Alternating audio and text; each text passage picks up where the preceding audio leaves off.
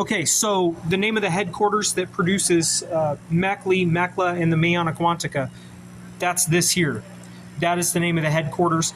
Some concepts I have in mind for the headquarters would be a lot of paper art, a lot of crazy-looking hand-drawn, hand-illustrated pictures of cars that are Salvador Dali-esque, meaning goofy and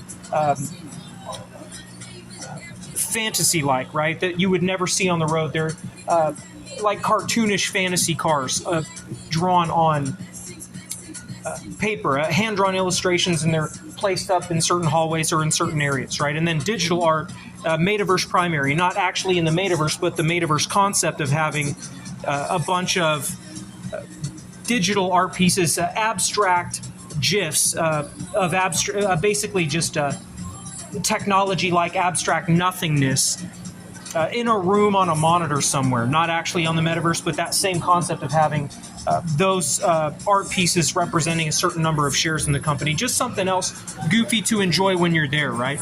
I want to encourage the employees to have workers' pride, man. We want to make it fun for everybody. You know what I'm saying? And then, of course, the CGI film, The Hospice of Skinny Towboat, about Dean Matthews, which is a backing document, basically, in regards to why we're allowed to create a gas exotic in a time where they're pushing for gas cars to become electric, meaning men buying a penile implant, right? Which is the story of Dean in The Hospice of Skinny Towboat. But and then last, I want to talk about Elmo Kincaid, who was a Conor Khabib hybrid I created, right? So Conor Khabib is so Elmo Kincaid, right? That guy was a defensive grappler who would score the submission if he got his legs around, if he could get the body triangle around the midsection. There was just no getting out because he would stand like a statue for 6 hours a night for many nights in the mountains, and his legs became very strong, right? And he was able to hold people in place if they took him down. Once he got the body triangle, that was the submission, basically, when you faced Elmo.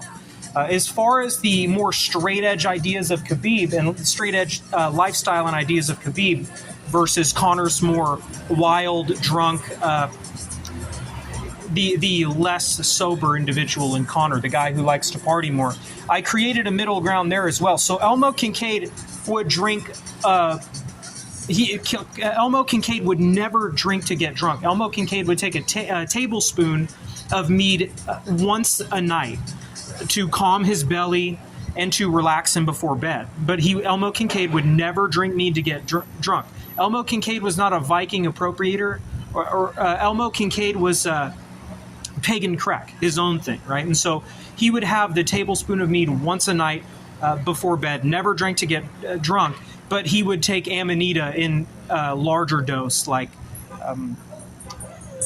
he would take a decent amount of Amanita before going out to fight, and he would go berserk on his opponent, and he won most of his fights. So he would, not an amount so much to where it would make him sick or non-functional. He would take a decent-sized dose, enough to really feel it, but still be functional enough to fight and be functional in there, you know what I'm saying, and fight really well. And Elmo Kincaid was a very scary man. So, and then of course his main weapon was a front kick to the groin, right? Elmo Kincaid was a guy who tortured himself with Kibidachi with Pagan Crack, and his main attack, which was the most important skill to have in Shotokan combat, was the front kick to the groin. Who controlled that distance?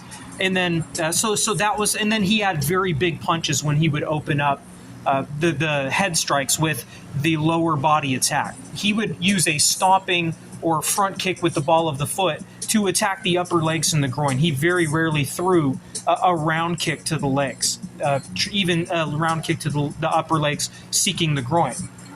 But where the middle ground is, he was a defensive grappler. That's where the idea of Khabib's being so dominant comes in. Is Elmo Kincaid was very hard to deal with when you took him down because of how strong his legs were. He could buck you hard and kick you from the... He was very good at kicking people from the bottom because, as you know, in Shotokan combat, you could kick the head of a downed opponent, and so the guy from his back had more defense options as far as kicking the guy, right? And so the guy on top, right?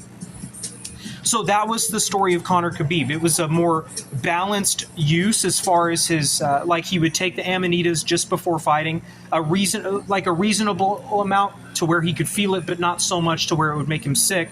And then he would drink a tablespoon of mead only per night. He would never drink to get drunk. He was very dedicated in this way, right? And then phenomenal striking, and as I said, his very scary defensive grappling.